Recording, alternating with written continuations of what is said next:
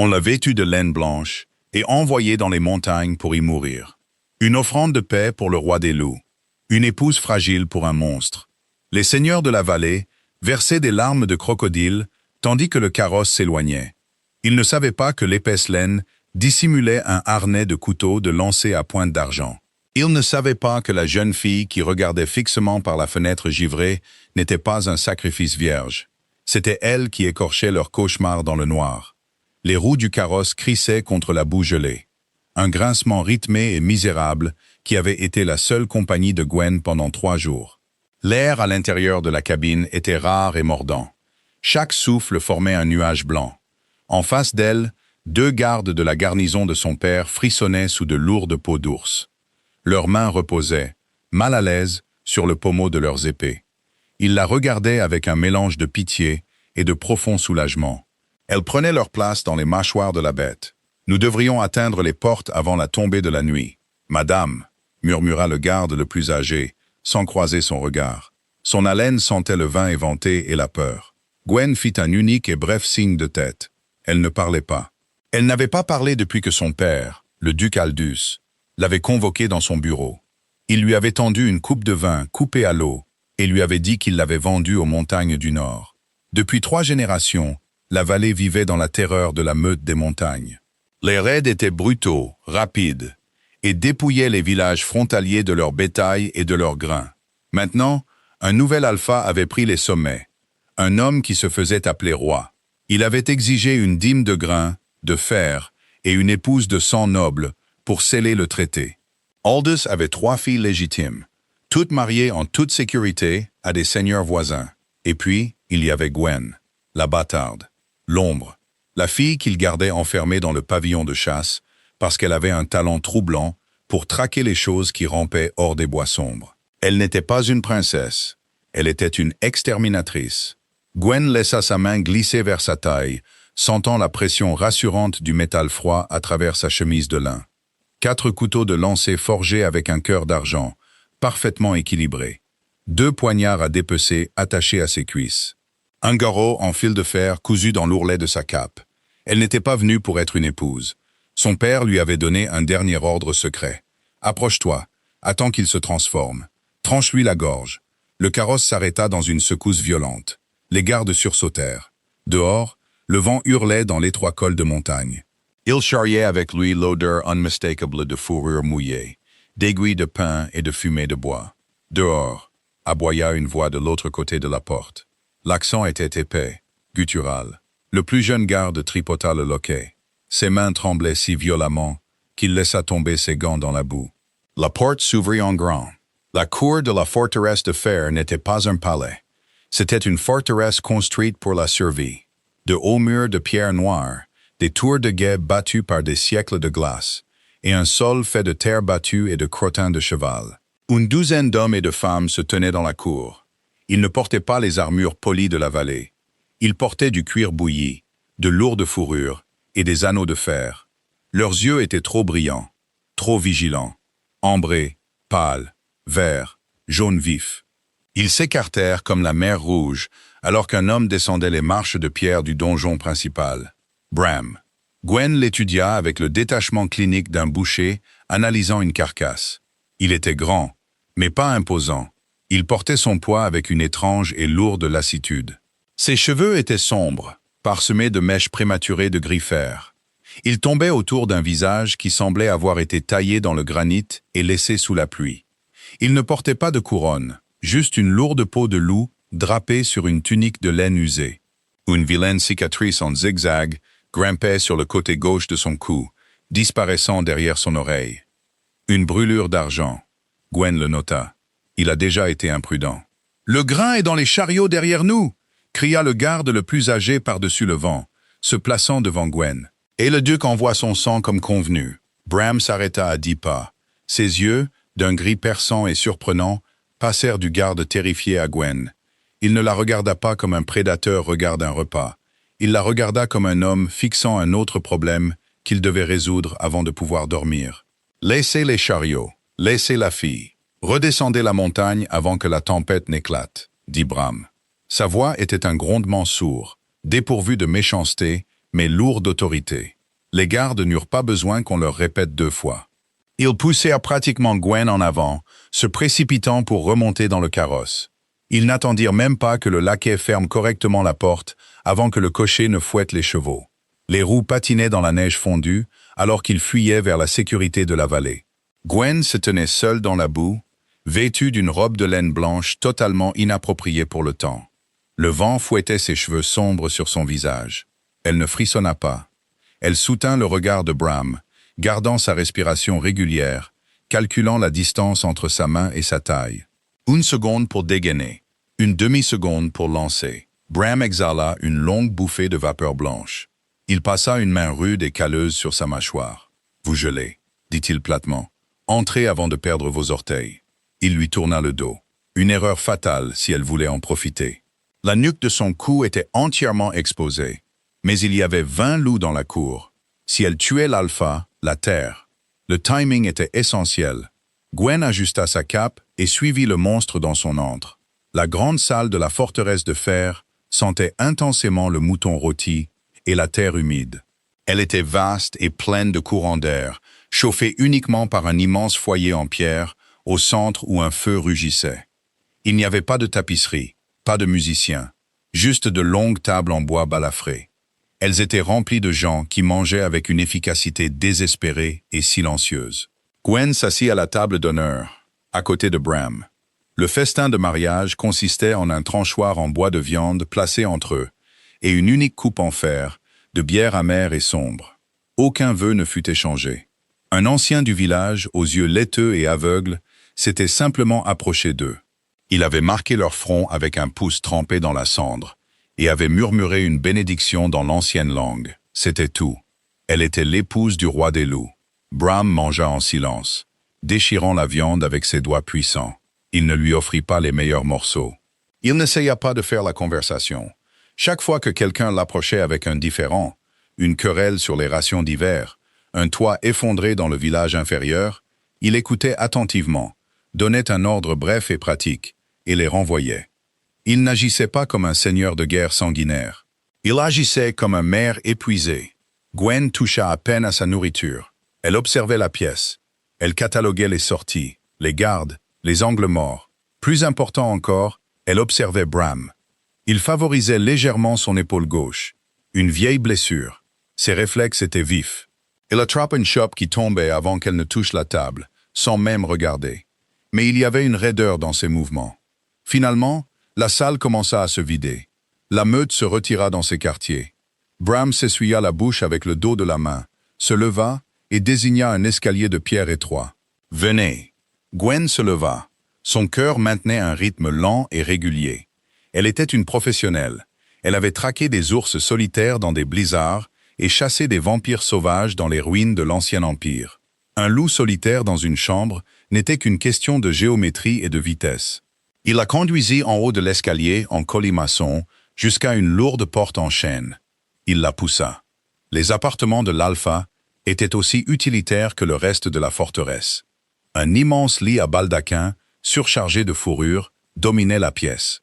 Un feu crépitait faiblement dans une petite grille. Une unique bassine était posée dans un coin. Pas de luxe, pas de prétention. Bram se dirigea vers le feu et attrapa un lourd tisonnier en fer, remuant les braises mourantes. Il ne la regarda pas. Gwen se tenait près de la porte. Elle dégrafa sa lourde cape, la laissant tomber au sol. En dessous, elle portait la chemise de laine blanche. Elle était simple, boutonnée au col. Elle leva lentement la main, défaisant les 2 premiers boutons. Sa main droite plana à quelques centimètres de la poignée du poignard d'argent attaché sous sa jupe. « Laisse-le se retourner », pensa-t-elle. « Laisse-le voir une épouse effrayée. Laisse-le faire un pas en avant, puis la gorge. » Bram reposa le tisonnier.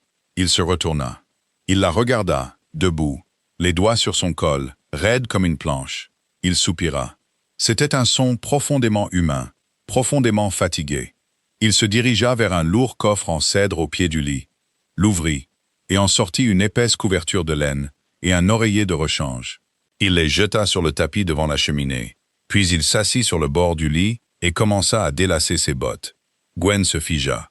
Sa main s'arrêta sur son col. « Je ne ronfle pas, » dit Bram. sans lever les yeux, alors qu'il retirait une botte en cuir boueuse et la laissait tomber avec un bruit sourd. « Mais j'ai le sommeil léger. Ne vous promenez pas dans les couloirs cette nuit. Mes gens sont sur les nerfs avec une étrangère dans la forteresse, et certains d'entre eux ont un caractère pire que le mien. » Gwen le dévisagea. Le scénario dans sa tête, celui où la bête s'avançait sur la jeune fille sans défense, s'évapora soudainement. « Vous » commença-t-elle, sa voix rauque à force de ne pas l'utiliser. Elle s'éclaircit la gorge. « Vous n'exigez pas vos droits. » Bram laissa tomber la deuxième botte. Il la regarda. La regarda vraiment pour la première fois depuis la cour. La lumière du feu capta la lassitude dans ses yeux gris. « J'ai exigé du grain pour que mes gens ne meurent pas de faim cet hiver, » dit-il doucement. « Votre père vous a ajouté en prime parce que c'est un lâche qui pense qu'un morceau de papier et un lien de sang m'empêcheront de riposter s'il me trahit. Je ne veux pas d'épouse. Je veux 3 repas consistants pour les enfants de la basse-cour. » Il se leva, enlevant sa lourde tunique de laine, révélant un torse cartographié de cicatrices pâles. Aucune d'entre elles ne semblait provenir de l'argent. Elles ressemblaient à des marques de griffes, une bête combattant une bête. Il ne s'approcha pas d'elle. Il se dirigea vers le lit de fortune sur le sol, s'allongea le dos tourné vers elle et tira la couverture sur sa tête. « Le lit est à vous, » marmonna-t-il dans l'oreiller. « Verrouillez la porte si ça vous rassure. Bonne nuit, jeune fille. » Gwen resta au centre de la pièce pendant un très, très long moment. Ses doigts planaient toujours au-dessus de la poignée de sa lame. La cible dormait, ou faisait semblant. Son dos était exposé. L'artère fémorale était complètement sans défense. Elle pouvait traverser la pièce en 2 foulées, enfoncer l'argent, et être par la fenêtre, avant qu'il ne se vide de son sang. Elle fit un pas en avant. Le plancher craqua. La respiration de Bram ne changea pas. Lente, rythmique, régulière. Gwen regarda l'immense lit. Elle regarda l'homme qui dormait sur le sol de pierre dure. Elle pensa aux enfants dépenaillés qu'elle avait vus dans la salle, mangeant le grain que son père avait accumulé pendant des années. Lentement, prudemment, elle laissa sa main s'éloigner du couteau. Elle n'enleva pas sa robe. Elle n'enleva pas ses bottes. Elle grimpa sur les lourdes fourrures du lit, s'asseyant le dos contre la tête de lit, les genoux ramenés contre sa poitrine, et fixa son dos jusqu'au lever du soleil. L'aube dans les montagnes ne se levait pas. Elle saignait. Une lumière pâle, violacée, meurtrie, s'infiltrait par les fenêtres givrées de la chambre. Gwen n'avait pas dormi d'un clin d'œil. Elle resta parfaitement immobile, écoutant la forteresse se réveiller. En bas dans la cour, le fer claquait contre le bois. Des voix criaient dans l'air vif. L'odeur de fumée de bois s'épaississait. Sur le sol, Bram remua enfin. Il s'assit, passant une main dans ses cheveux en désordre, et jeta un coup d'œil au lit. Il ne parut pas surpris de la trouver exactement là où il l'avait laissée, entièrement vêtue et enroulée comme un ressort. « Il y a de l'eau dans la bassine. Elle est probablement gelée, » dit-il en enfilant sa tunique. « Le petit déjeuner est dans la grande salle. Vous pouvez vous promener dans l'enceinte, mais ne dépassez pas la palissade intérieure. » Sans attendre de réponse, il enfila ses bottes et quitta la pièce. Gwen laissa échapper un souffle qu'elle avait l'impression de retenir depuis qu'elle avait quitté la vallée. Elle s'aspergea le visage d'eau glacée, le froid saisissant, aiguisant ses sens. Elle vérifia ses couteaux, toujours bien en place. Elle lissa les plis de sa ridicule robe blanche, maintenant tachée de suie et de la saleté du voyage, et quitta la pièce. La forteresse à la lumière du jour était encore plus rustique qu'elle ne l'avait pensé. C'était un lieu qui s'accrochait à la survie. En sortant dans l'air matinal et mordant de la cour, elle vit des femmes réparer des armures de cuir et des hommes couper du bois de corde. Il y avait une énergie communautaire désespérée. Elle sentit des yeux sur elle. Un homme grand et large d'épaules, avec une mâchoire anguleuse et des yeux de la couleur du vieux laiton, se mit sur son chemin. Il portait un paquet de lourds pièges en fer. « Tu es la fille de la vallée » ricana-t-il. Il ne sentait pas comme Bram. Il sentait plus fort, plus agressif. « Je suis Declan, le second du roi. » Gwen regarda les pièges. Des pièges à ours modifiés avec des dents plus épaisses. « Ça ne retiendra pas les choses des bois profonds, » dit-elle platement. Declan éclata de rire, un son rauque et aboyant. Qu'est-ce qu'une fille de seigneur enveloppée de soie connaîtrait des bois profonds? Je sais que si vous ancrez cette chaîne à un arbre mort, une terreur des montagnes la cassera et ramènera l'acier jusqu'à votre camp. Le sourire narquois de Declan vacilla. Il fit un pas de plus, la dominant de sa hauteur. « Écoute-moi bien, petit oiseau. Bram a peut-être eu pitié de toi, mais pour le reste d'entre nous, tu n'es qu'un moyen de pression. Garde ta bouche fermée, assieds-toi près du feu. Et un cri déchira l'air du matin. Il venait de la porte extérieure. Ce n'était pas un cri de surprise, c'était un hurlement de terreur primale absolue. Instantanément, la cour explosa. Declan laissa tomber les pièges, ses mains volant vers les haches à sa ceinture, sprintant vers le son. Du donjon principal, Bram ouvrit les lourdes portes en bois, dévalant les marches de pierre 3 par 3. Gwen ne réfléchit pas. Un entraînement ancré en elle par des années de sang et d'os brisés, dans les fosses de combat secrètes de son père prit le dessus. Elle se mit à courir, ses bottes martelant la boue gelée, tenant le rythme juste derrière Declan.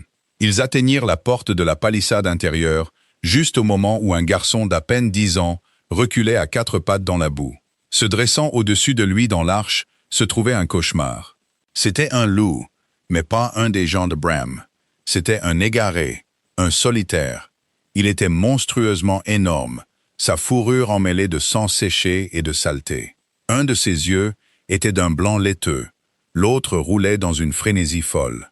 De l'écume blanche coulait de ses mâchoires qui semblaient assez fortes pour briser le fémur d'un cheval. La rage, ou quelle que soit la maladie immonde qui vivait dans les bois profonds, l'avait rendu complètement fou. « Tenez la ligne !» rugit Bram derrière eux, tirant une énorme épée large de son dos. Mais le solitaire n'attendait pas. Il se jeta non pas sur les hommes armés, mais sur le garçon hurlant dans la boue. Declan balança sa hache, mais il était trop à gauche. Bram sprintait, mais il avait 3 secondes de retard. Gwen était déjà en mouvement. Elle ne cria pas, elle n'hésita pas. Alors qu'elle réduisait la distance, ses mains bougèrent dans un flou. Ses doigts accrochèrent l'ourlet de sa jupe, déchirant le fourreau de cuir caché. Dans un seul mouvement fluide, né de la mémoire musculaire et de milliers d'heures de pratique, elle dégaina le couteau de lancer à corde d'argent. Elle planta son pied d'appui, tourna ses hanches et lança. La lame fendit l'air glacial avec un sifflement aigu. Elle frappa juste. Le couteau d'argent s'enterra jusqu'à la garde, directement dans le bon œil du loup solitaire. La bête poussa un hurlement surnaturel, son élan l'emportant par-dessus le garçon. Elle s'écrasa dans la boue dans un enchevêtrement de membres, se débattant sauvagement. Avant qu'elle ne puisse se remettre, Gwen était là. Elle glissa à genoux dans la gadoue, tirant les 2 poignards à dépecer de ses cuisses. La bête claqua des mâchoires aveuglément, essayant de la trouver. Elle esquiva un coup sauvage d'une patte massive, attrapa l'épaisse fourrure à l'arrière de son cou et enfonça les 2 lames d'argent vers le haut, directement sous la mâchoire, sectionnant le tronc cérébral. Le monstre devint instantanément, totalement rigide. Puis il s'effondra en un tas de poids morts. Le silence s'abattit sur la cour, épais et suffocant. Le seul son était la respiration rauque de Gwen. Lentement, elle se releva. Sa robe de laine blanche immaculée était trempée de sang noir et nauséabond. Ses mains en dégoulinaient.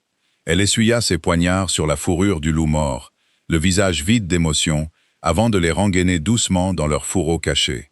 Elle se dirigea vers la tête de la bête, posa une botte sur son museau et arracha son couteau de lancer avec un bruit humide. Elle se retourna. Chaque membre de la meute la fixait dans un silence stupéfait et horrifié. Declan était figé en plein mouvement, la mâchoire pendante. Bram se tenait à 10 pieds de là. Son épée large était abaissée. Ses yeux gris étaient rivés sur elle, mais ils n'étaient plus fatigués. Ils étaient vifs, calculateurs, grands ouverts. Il regarda la bête monstrueuse et morte. Puis il regarda la petite fille de la vallée, trempée de sang, qui venait de la neutraliser en 5 secondes à peine. Il réalisa à ce moment-là que le duc Aldous n'avait pas envoyé une fragile offrande de paix pour apaiser les loups. Il avait envoyé une bouchère pour massacrer l'alpha. Gwen soutint le regard de Bram à travers la cour boueuse et tachée de sang. Elle ne cilla pas. Elle tenait simplement la lame d'argent à son côté, attendant le prochain mouvement du roi. La cour resta parfaitement immobile. Le vent s'engouffrait à travers la palissade, mais personne ne bougeait. Ils fixaient tous le sang qui imbibait la neige, puis la fille qui l'avait versé. Bram rompit le silence. Il ne cria pas. Il ne tira pas son épée. Il rengaina simplement la lourde épée large avec un raclement métallique qui sonna comme un coup de feu dans la cour silencieuse. Declan, brûle la carcasse. Enterre les cendres profondément. Ne laisse pas les chiens s'en approcher. La voix de Bram était totalement dépourvue de panique. Il tourna son regard vers Gwen. Toi, à l'intérieur. Gwen s'essuya les mains sur une partie propre de sa jupe. Elle passa devant les loups-garous lourdement armés. Aucun d'eux n'essaya de l'arrêter.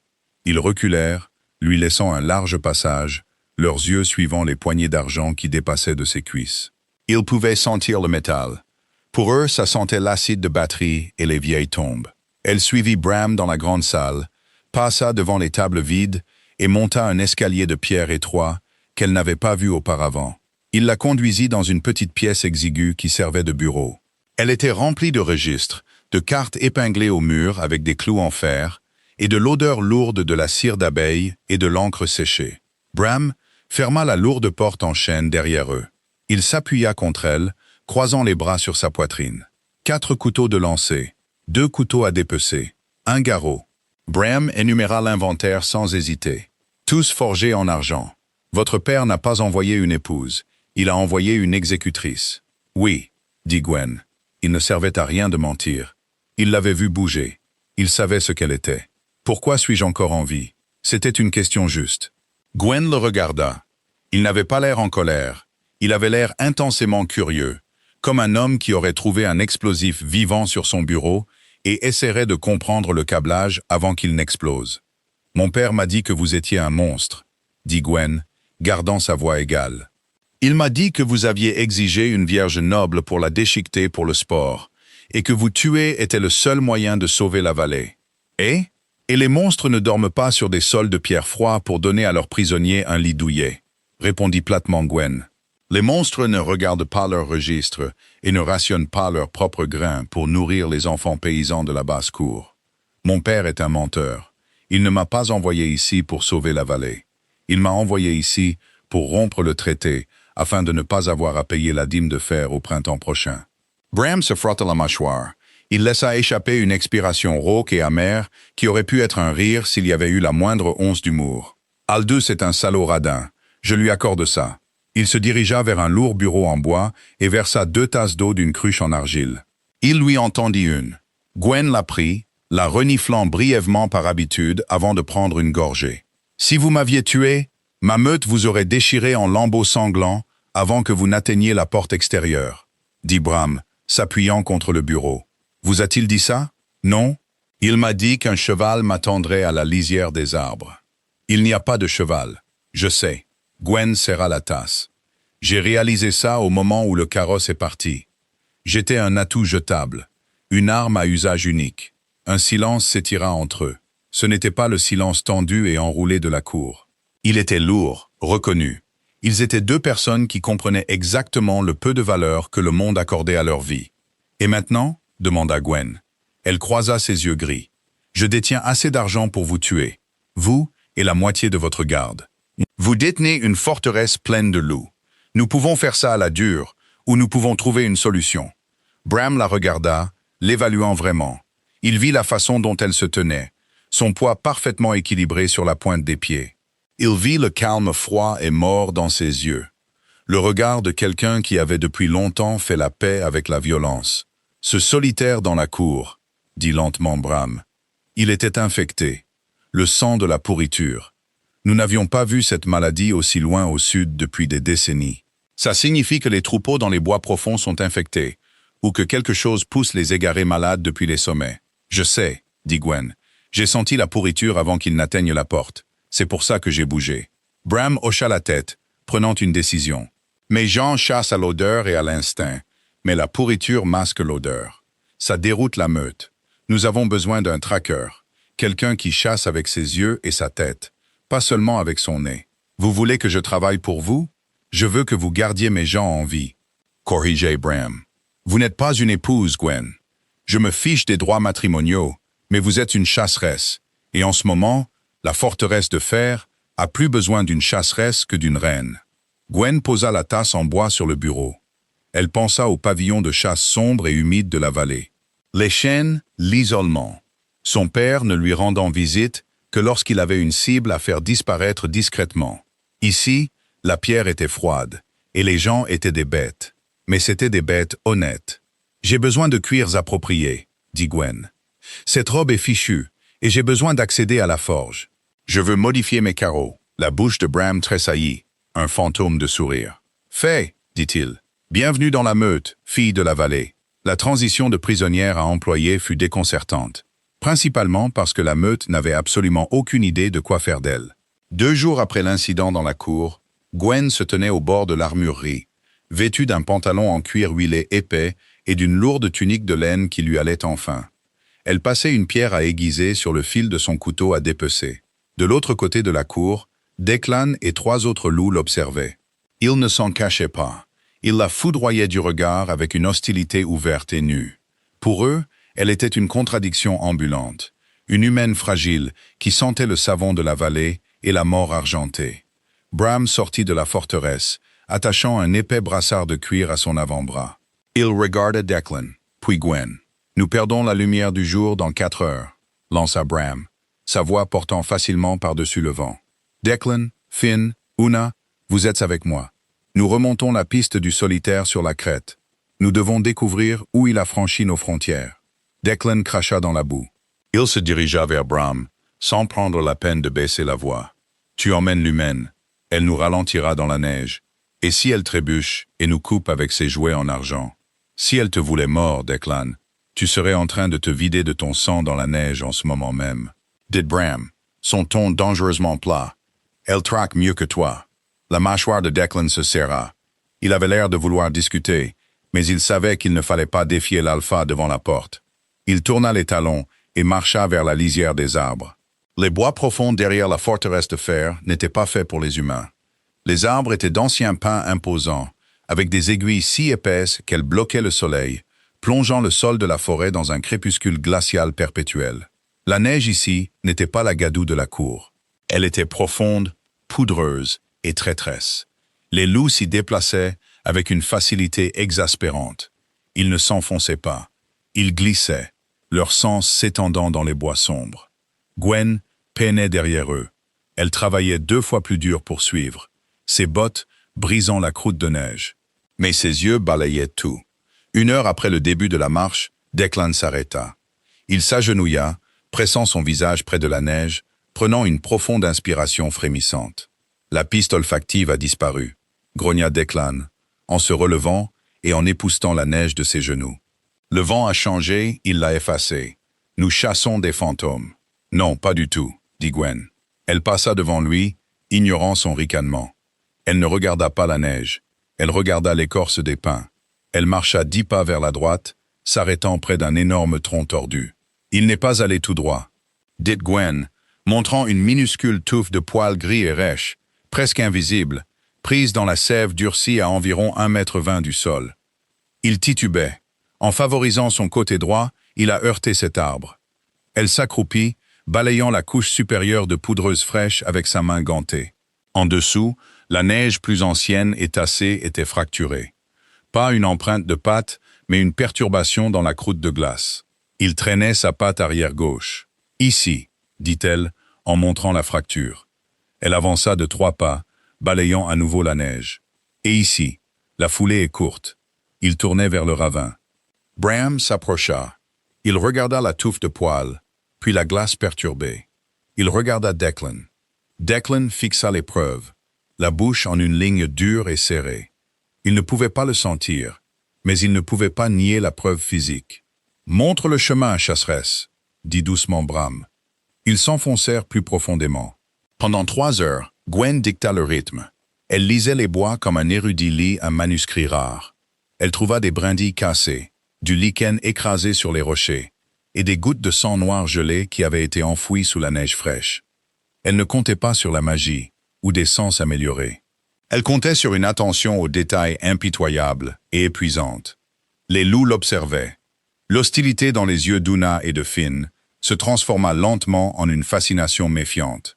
Les humains étaient censés être aveugles et sourds dans les bois. Ils étaient censés être des proies.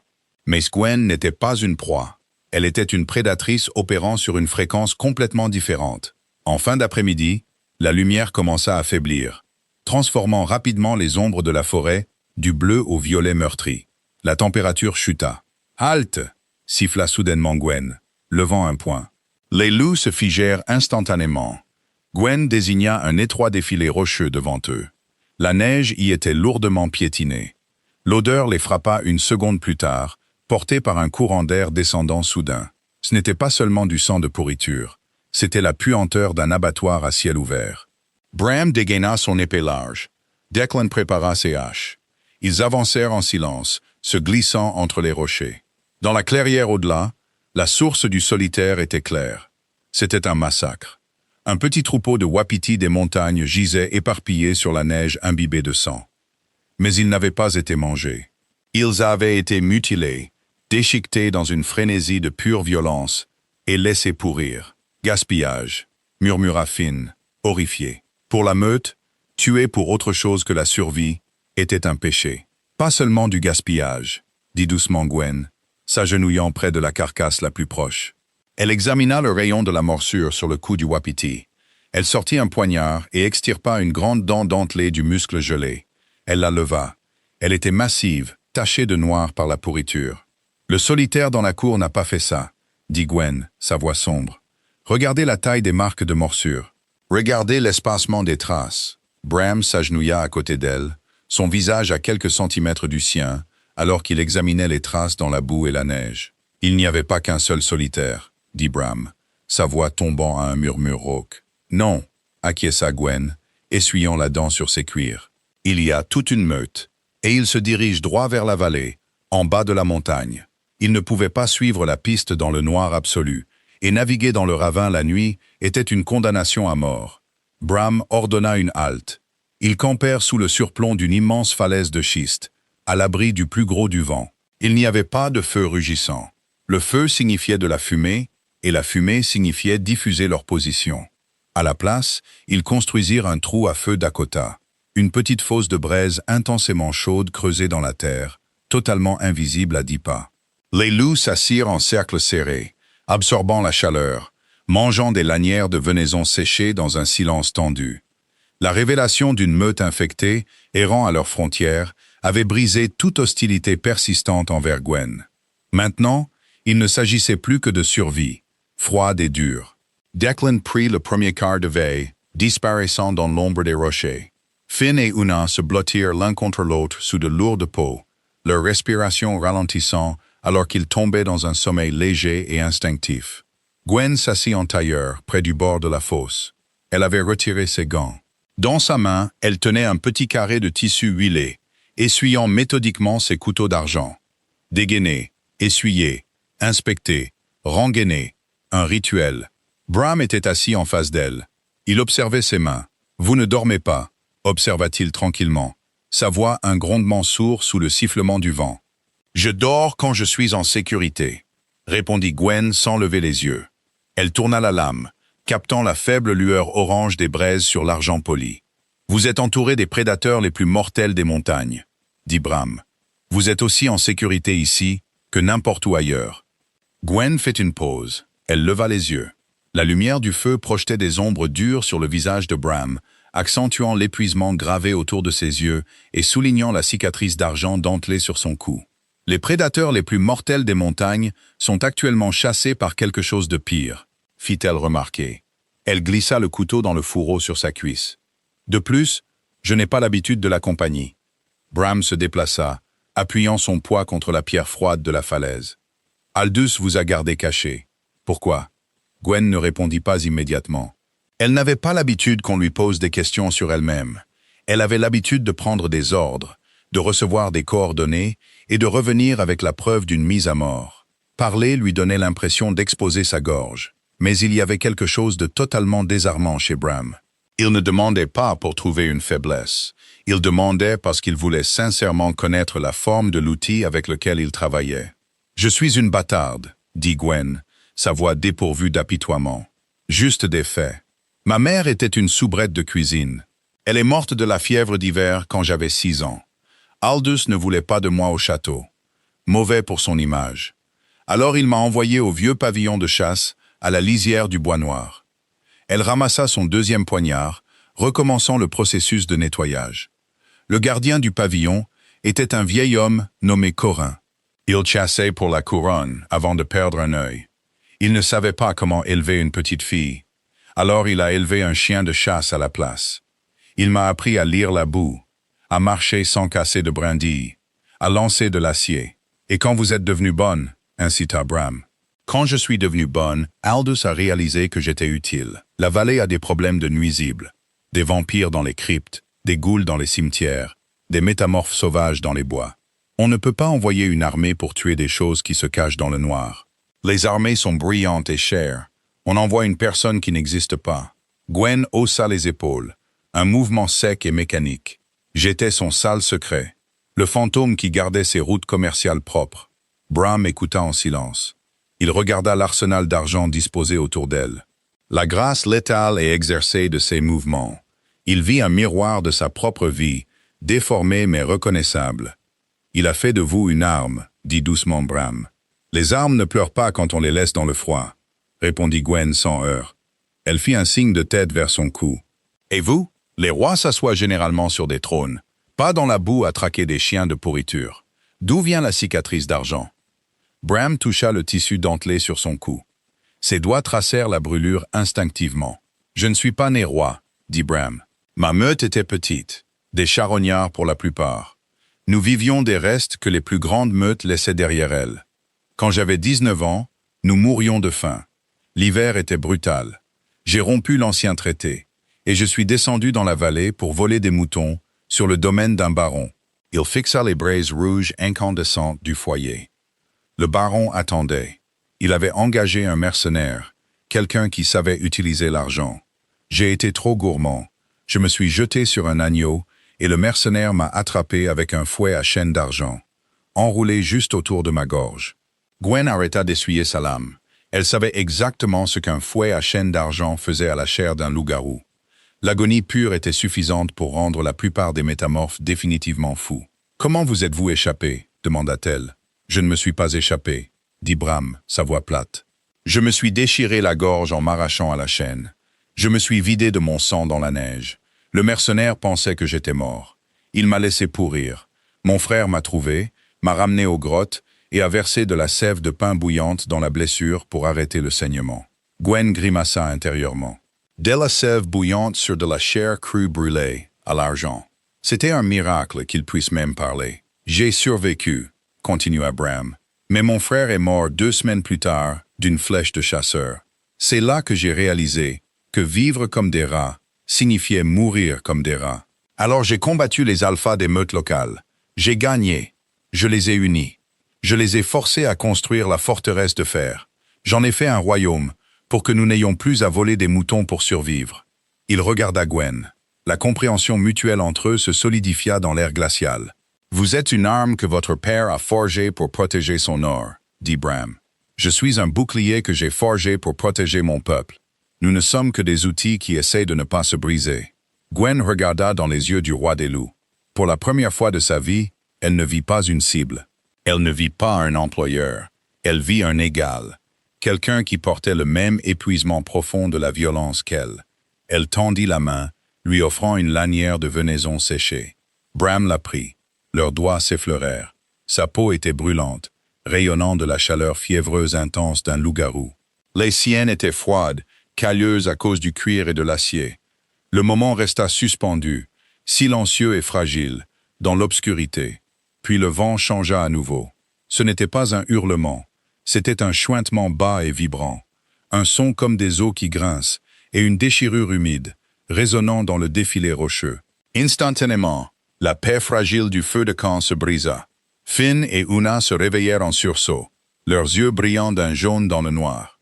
Declan sauta de son poste de guet, atterrissant sans un bruit à côté de Bram. « Ils ont senti notre odeur », siffla Declan, ses mains se resserrant sur ses haches. « Ils remontent la crête. » Bram se leva, la lassitude disparaissant de son visage, remplacée par la présence froide et terrifiante de l'alpha. Il dégaina son épée large. L'acier chanta dans l'air froid. « Jetez de la terre sur les braises », ordonna Bram.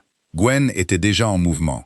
Elle projeta une volée de terre gelée sur la fosse de braise, les plongeant dans une obscurité totale et aveuglante.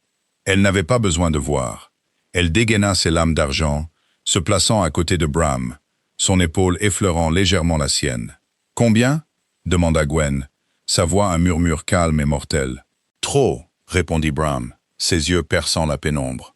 En bas dans l'obscurité, le chuintement s'intensifia, accompagné du crissement lourd et frénétique des griffes sur la glace. La meute de la pourriture les avait trouvés. L'obscurité dans le ravin n'était pas seulement une absence de lumière, c'était un poids physique. Le chuintement rebondissait sur les parois de schiste, multipliant le son jusqu'à ce qu'ils aient l'impression d'être complètement encerclés par un millier de choses affamées. La respiration de Gwen ralentit. Son rythme cardiaque se stabilisa. C'était le seul endroit où le monde avait un sens pour elle. Pas dans les châteaux, pas dans les carrosses, ici, dans le zéro absolu de la violence imminente.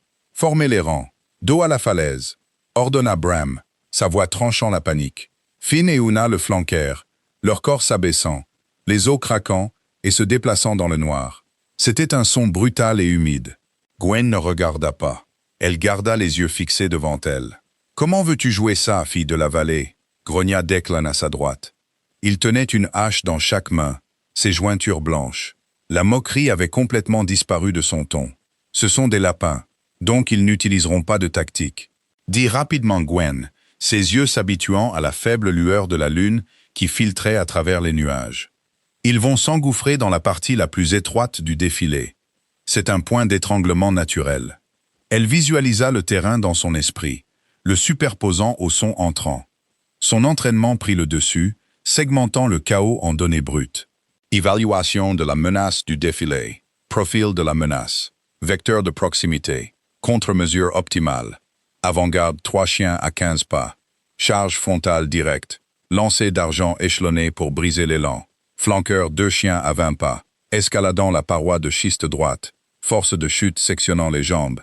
Alpha et masse à plus de 30 pas. S'engouffrant dans le point d'étranglement.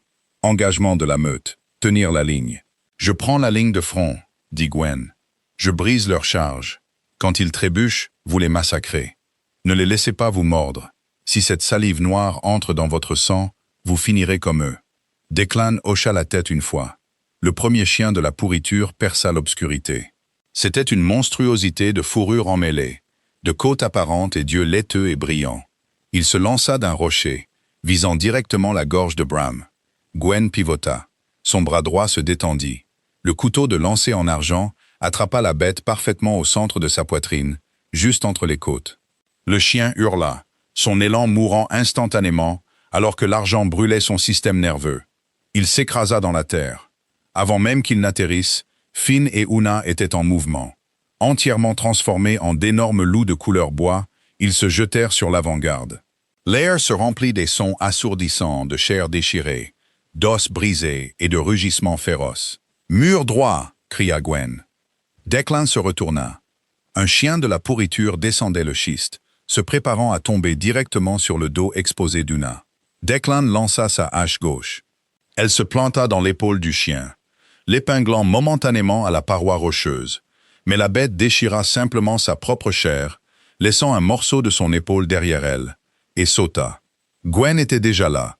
Elle glissa sous la bête en chute libre, tendant son garrot en fil de fer entre ses mains gantées de cuir. Elle attrapa le chien en plein vol, le fil lacé d'argent s'enfonçant profondément dans sa gorge. Elle utilisa son propre élan descendant pour le décapiter proprement. Le corps heurta la terre avec un bruit sourd. La tête roula jusqu'aux bottes de Declan. Il la fixa, puis la regarda. « Joli tour! Concentre-toi !» lança-t-elle en se remettant en ligne. La meute principale les frappa comme un train de marchandises. Il y en avait au moins une douzaine. La masse pure de muscles et d'os malades repoussa les défenseurs vers la paroi de la falaise. Ce n'était plus un engagement tactique. C'était un hachoir à viande. Gwen se battit avec une économie de mouvement absolue. Trancher les tendons, pivoter, enfoncer le couteau à dépecer en argent à la base du crâne, retirer, esquiver les mâchoires qui claquent, répéter. Elle était couverte de sang noir et immonde. À côté d'elle, Bram était une force de la nature. Il ne s'était pas transformé. Il se battait avec l'énorme épée large, fendant les chiens de la pourriture en deux, avec des arcs de balayage terrifiants. Mais ils étaient simplement trop nombreux. Un énorme chien, facilement 135 kilos de muscles malades, percuta Declan, lui faisant lâcher ses haches. Declan heurta durement la paroi rocheuse, le souffle lui coupant. Le chien l'épingla, ses mâchoires claquant à quelques centimètres de son visage, dégoulinant d'une épaisse salive noire. Gwen se tourna pour l'aider, mais deux chiens plus petits la bloquèrent, la forçant à reculer. Bram le vit. Il rougit, un son qui commença humain et se termina par un grognement assourdissant qui faisait vibrer la poitrine. Il ne balança pas son épée. Il la laissa tomber. En une fraction de seconde, le roi se transforma. Il n'y eut pas d'agonie prolongée. Ce fut une explosion de masse et de fourrure grise. Bram and Lou était un cauchemar de taille pure, éclipsant même l'alpha infecté. Il percuta la bête qui épinglait Declan, ses mâchoires se refermant sur sa colonne vertébrale. Avec un craquement violent et écœurant, Bram brisa le chien en deux et le jeta de côté comme une poupée de chiffon. Mais dans son moment d'exposition, le dernier chien de la pourriture frappa. Il bondit de l'ombre, enfonçant ses dents dentelées et infectées profondément dans l'épaule gauche de Bram, juste au-dessus de sa vieille cicatrice d'argent. Bram poussa un rugissement d'agonie absolue. Il arracha le chien de lui, écrasant son crâne sous une patte massive, et s'effondra dans la neige, reprenant immédiatement sa forme humaine. Le défilé devint silencieux. Le dernier de la meute infectée gisait mort dans la neige. Finn et Una allaitaient lourdement, couverts de sang, mais non mordus. Declan se relevait péniblement, se tenant les côtes meurtries. Gwen n'attendit pas. Elle sprinta vers Bram. Il était recroquevillé sur le côté contre le schiste, se tenant l'épaule. Du sang noir suintait déjà de la morsure. La peau autour devenait d'un gris maladif et nécrotique. Declan, allume un feu. Maintenant, aboya Gwen, tombant à genoux à côté du roi. On ne peut pas allumer de feu. La fumée, il n'y a plus rien ici pour nous chasser, hurla Gwen, son calme se brisant enfin. Elle montra l'épaule de Bram. Les veines noires rampaient littéralement le long de son cou, se rapprochant de sa mâchoire. Si on ne brûle pas ça hors de lui dans les 3 prochaines minutes, il meurt, ou pire. Fais le feu. Le feu rugit, projetant des ombres dansantes et frénétiques contre la falaise sanglante. Bram était conscient, mais à peine. Ses yeux gris étaient voilés, dilatés par la douleur et l'apparition rapide de la fièvre de la pourriture. Sa poitrine se soulevait. Chaque respiration ressemblait à du papier déchiré. Gwen s'agenouilla au-dessus de lui. Elle arracha la manche de sa tunique, exposant la blessure. Elle était profonde. 4 marques de perforation, suintant une épaisse boue noire. Les veines qui irradiaient de la morsure étaient saillantes et pulsaient sombrement. « Écoutez-moi, » dit Gwen, lui prenant le visage entre ses mains tachées de sang. Elle le força à la regarder. « Bram, regarde-moi. » Ses yeux se concentrèrent lentement sur les siens. « Froid, » râla-t-il, ses dents claquant violemment malgré la chaleur fiévreuse qui émanait de sa peau. « Je sais. L'infection essaye de geler ton sang. Je dois cautériser. » Elle déglutit difficilement, la gorge douloureusement sèche. « Je dois utiliser de l'argent. » Finn, qui avait repris sa forme humaine et monté la garde, fit un pas en avant. « Si tu mets de l'argent dans son sang, tu le tueras. Si je ne le fais pas, la pourriture atteindra son cerveau dans 2 minutes, » rétorqua Gwen sans le regarder. Elle baissa les yeux sur Bram. « Tu m'as dit que tu avais versé de la sève bouillante dans ta gorge pour survivre au fouet. J'ai besoin que tu sois cet homme-là maintenant. Peux-tu le faire ?» Bram regarda la cicatrice dentelée sur son propre cou. Il regarda le couteau de lancer que Gwen avait sorti de sa ceinture. Il fit un unique signe de tête sec. « Declan, tiens ses jambes. Finn, immobilise son bras droit. Una, sa tête, » commanda Gwen. Ils n'hésitèrent pas. Les loups se déplacèrent, clouant leur alpha au sol gelé. Gwen prit un couteau à dépecer en argent et plongea la lame directement dans la partie la plus chaude du foyer Dakota. Elle attendit 10 secondes angoissantes jusqu'à ce que le métal commence à rougeoyer d'un orange terne et colérique. Elle le retira. La chaleur qui émanait de la lame faisait miroiter l'air froid. « Mords là-dedans », dit-elle en lui fourrant une épaisse lanière de cuir de son gantelet entre les dents. Gwen ne ferma pas les yeux. Elle ne pouvait pas se permettre de flancher. Elle pressa la lame d'argent incandescente à plat contre les marques de morsures sanglantes. Le son de la viande grésillante emplit le canyon étroit. Le dos de Bram se cambre avec une force terrifiante. Il hurla un rugissement guttural et étouffé de pur tourment qui vibra à travers la roche. Declan lutta pour maintenir ses jambes. Finn grogna, mettant tout le poids de son corps sur le bras droit de Bram. L'argent brûla la pourriture noire. Gwen le maintint là pendant 3 secondes, regardant la boue noire bouillir et se transformer en cendres. Les veines corrompues se rétractèrent instantanément alors que la chaleur pure et l'argent détruisaient l'infection. Fini. Bram s'effondra sur le sol, son corps devenant complètement mou. Il cracha la lanière de cuir, haletant. La blessure était un vilain cratère carbonisé, mais les veines noires avaient disparu. Le sang qui suintait des bords était d'un rouge vif normal. Gwen s'affaissa sur ses talons. Ses mains tremblaient. C'était la première fois en 10 ans qu'elle ne pouvait pas les garder stables. Elle attrapa sa gourde, la déboucha et versa l'eau froide sur un morceau de lin propre. Elle le pressa doucement sur son front, essuyant la sueur et la saleté. Bram ouvrit les yeux. Il avait l'air épuisé, brisé et entièrement lucide. « Tu n'as pas manqué », murmura-t-il, sa voix incroyablement faible. « Je ne manque jamais », répondit-elle doucement. Declan recula, passant une main sur son visage.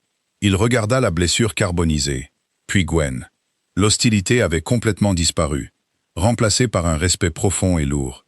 Cette pourriture, dit Declan, regardant le tas de chiens morts. Elle s'est déplacée trop vite. Je n'ai jamais vu de chiens grouiller comme ça. Ils étaient affamés, mais ils ont contourné 3 villages dans les contreforts pour venir directement sur notre territoire. Gwen arrêta d'essuyer le front de Bram. Une réalisation froide et pesante s'installa dans ses entrailles. C'était plus lourd que l'obscurité, plus froid que la neige. Elle se leva, se dirigeant vers le plus grand chien de la pourriture mort. Elle s'agenouilla dans la boue et lui ouvrit les mâchoires. Elle examina l'arrière de sa gorge. Elle passa ses doigts le long de la peau de son cou, trouvant un nœud épais et anormal de tissu cicatriciel. « Ils n'ont pas contourné les villages », dit Gwen. Sa voix était complètement plate. Elle sortit un petit couteau de chasse et incisa le tissu cicatriciel épais sur le cou du chien. Elle y enfonça ses doigts et en retira un petit objet lourd. Elle essuya le sang sur son pantalon et le leva à la lumière du feu. C'était une plaque de pistage en fer. Estampillé dans le métal, se trouvait un blason, un faucon d'argent, perché sur une épée brisée. Le blason du duc Aldus. Bram lutta pour s'asseoir, s'appuyant lourdement contre la paroi rocheuse. Il regarda la plaque dans sa main. « Les chiens de votre père. Il les élève pour les fosses de combat », dit Gwen en fixant le morceau de fer. « Il les infecte avec le sang de la pourriture, les affame et les jette dans une cage. Mais ceux-ci ont été lâchés, poussés sur le col de montagne juste derrière mon carrosse. Les pièces s'emboîtèrent parfaitement. Un piège lâche et impeccable. Aldous n'avait pas seulement envoyé Gwen pour assassiner Bram. Il savait que Gwen pourrait échouer, ou il savait que Bram pourrait la tuer instantanément. Alors il a utilisé la piste du carrosse, parfumée de sang de la vallée et de grains frais, pour mener une meute affamée et enragée de chiens de combat directement à la forteresse de fer. Si Gwen ne tuait pas le roi, la pourriture infecterait sa meute, décimant les loups de l'intérieur. D'une manière ou d'une autre, Aldous éliminait la menace pour ses routes commerciales, annulait le traité et ne perdait pas un seul soldat en le faisant. « Il ne m'a pas seulement vendu », murmura Gwen, sa voix se brisant pour la première fois. « Il m'a utilisé comme appât. » Bram se releva de la roche. Il vacilla dangereusement, mais resta sur ses pieds. Il s'approcha d'elle. Il ne dit rien. Il tendit simplement sa lourde main non blessée, l'enroulant autour de la sienne, refermant ses doigts sur la plaque de fer. « Nous partons à la première lueur », dit Bram en regardant sa meute. Puis Gwen. « Nous rentrons chez nous. Nous guérissons. Et ensuite, nous aurons une conversation à propos de votre père. » Le retour à la forteresse de fer prit 2 jours angoissants. La tempête d'hiver éclata enfin, déposant 30 centimètres de poudreuse fraîche sur les montagnes. La fièvre de Bram monta 2 fois, les forçant à camper, mais la chirurgie de terrain brutale de Gwen tint bon. Au moment où les murs de pierre noire de la forteresse apparurent à travers la lisière des arbres, le roi marchait par ses propres moyens, bien qu'il s'appuyât lourdement sur Declan. La cour était silencieuse lorsque le groupe de chasse franchit les portes. Les membres de la meute arrêtèrent de couper du bois et de réparer des armures. Ils virent le sang, ils virent leur alpha blessé, et ils virent la fille de la vallée marcher à ses côtés, non plus comme une prisonnière en robe blanche, mais comme une chasseresse couverte de sang, ses armes d'argent exposées ouvertement sur ses hanches. Bram s'arrêta au centre de la cour. Il regarda son peuple. « Les bois profonds sont nettoyés », annonça Bram, sa voix portant une autorité rude et incontestée. La pourriture a été chassée depuis la vallée. Une attaque délibérée du duc Aldous. Mais la menace est neutralisée. Il posa une main sur l'épaule de Gwen. Ce n'était pas un geste possessif. C'était une reconnaissance. Gwen de la vallée a tué l'avant-garde. Elle a traqué la meute. Elle a arraché la pourriture de mes veines. Bram regarda la foule. Elle n'est pas un moyen de pression. Elle n'est pas une offrande de paix. Elle fait partie de la meute. Un murmure parcourut la cour. Plusieurs des loups plus âgés inclinèrent la tête, exposant légèrement leur gorge, le signe ultime de respect. Gwen sentit une sensation étrange et serrée dans sa poitrine. Elle avait passé toute sa vie dans l'ombre, une arme cachée, utilisée et jetée par la seule famille qu'elle avait. Ici, parmi les monstres, elle était vue, reconnue, appréciée. Bram se tourna vers elle. « Mon bureau. Nous devons planifier. » 1 heure plus tard, il se tenait au-dessus de la table en bois balafré de sa salle des cartes. Le feu rugissait dans l'âtre, combattant le froid de la pierre. Bram avait un bandage frais enroulé fermement autour de son épaule. Il regarda la carte de la vallée, traçant les routes commerciales, avec un doigt calleux. « Aldous attendra des nouvelles, » dit Gwen, se penchant sur la table. « Il s'attendra au silence. Il supposera que les chiens ont anéanti la forteresse, ou que je vous ai tué et que j'ai fui. Au printemps, il enverra sa garnison sur le col pour réclamer les mines de fer. Nous n'attendons pas le printemps, dit Bram. Il leva les yeux vers elle, ses yeux gris, durs et brillants. Nous frappons en plein hiver. Les loups ne gèlent pas. Les soldats de la vallée, si. Vous voulez attaquer la vallée? Je veux attaquer Aldous, corrigea Bram. Je ne veux pas de ces paysans ou de ces fermiers. Je veux l'homme qui a envoyé des chiens infectés pour massacrer mes enfants. Il fit une pause, étudiant son visage. Mais c'est votre père. Je ne vous forcerai pas à marcher contre votre propre sang. Gwen regarda la carte. Elle pensa au pavillon froid et humide. Elle pensa au voyage en carrosse. Elle pensa à la plaque de fer enfouie dans la chair d'un animal malade. Elle fouilla dans sa poche, sortit la plaque de fer et la laissa tomber sur la carte, juste au-dessus du château du duc. « Mon sang m'a laissé dans les bois pour mourir », dit doucement Gwen, levant les yeux pour croiser son regard. « Vous m'avez donné une couverture et une place près du feu. » Elle posa ses mains à plat sur la table, se penchant en avant. Son esprit changea de vitesse, laissant tomber le bagage émotionnel et se verrouillant instantanément en mode tactique. La garnison. Sa garnison principale est stationnée au fort de la rivière. En plein hiver, la rivière gèle, mais la boue se transforme en béton. Ils ne pourront pas déplacer leur cavalerie lourde rapidement. Les lignes d'approvisionnement. Les greniers sont situés dans le quadrant est du château. Si nous frappons les entrepôts en premier, la panique s'installe. L'infiltration. Il y a une grille d'évacuation sous les anciennes cryptes. Les barreaux de fer n'ont pas été remplacés depuis 80 ans. Un loup ne peut pas passer, mais un humain le peut. Je peux entrer, ouvrir la poterne de l'intérieur et laisser la meute entrer dans la basse-cour avant même que l'alarme ne soit donnée. Bram écouta, complètement captivé. Il ne voyait plus seulement une chasseresse, il voyait une générale. Il voyait une reine qui comprenait exactement comment manier la violence dans laquelle elle était née. Quand elle eut fini de décrire l'itinéraire d'infiltration, le silence s'installa dans le petit bureau. Le seul son était le crépitement de l'âtre. Bram fit le tour de la table. Il s'arrêta devant elle. La différence de taille entre eux était frappante, mais Gwen ne se sentait pas petite. Elle ne ressentait pas le besoin de garder sa main près de ses couteaux. « Vous n'êtes pas obligé de faire ça, Gwen, » dit-il, sa voix tombant à un grondement sourd. « Vous avez gagné votre place ici. Vous pouvez rester dans la forteresse. Vous n'êtes pas obligé de retourner dans le noir. » Gwen leva les yeux vers lui. Elle tendit les doigts, traçant doucement le bord du bandage frais sur son épaule, à peine à 1 centimètre de sa vieille cicatrice d'argent. « J'ai toujours vécu dans le noir, Bram, » dit-elle tranquillement. « La différence, c'est que maintenant je sais exactement ce que je chasse. » Bram attrapa sa main. Sa prise était chaude, solide et incroyablement douce pour un homme qui avait déchiré un monstre en deux quelques heures plus tôt. Il ne la tira pas dans une étreinte désespérée. Il ne l'embrassa pas. Il n'était pas un conte de fées.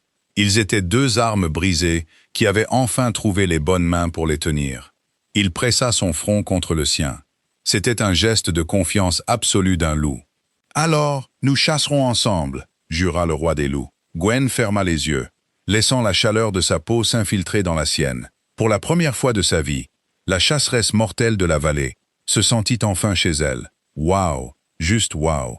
Le duc pensait jouer aux échecs en 4 dimensions, mais il vient de donner au roi des loups l'arme ultime. Gwen et Bram font officiellement équipe, et la vallée n'est pas prête pour cette guerre d'hiver. Qui d'autre a eu des frissons quand elle a laissé tomber cette plaque de fer sur la carte? Dites-le-moi dans les commentaires. Pensez-vous que Gwen sera celle qui achèvera son père, ou est-ce que Bram donnera le coup de grâce final? Si vous avez adoré cette romance de Dark Fantasy, explosez ce bouton j'aime. Partagez cette vidéo avec vos amis fans de Romantasy, et abonnez-vous à la chaîne pour ne pas manquer la conclusion épique. Restez sauvages tout le monde.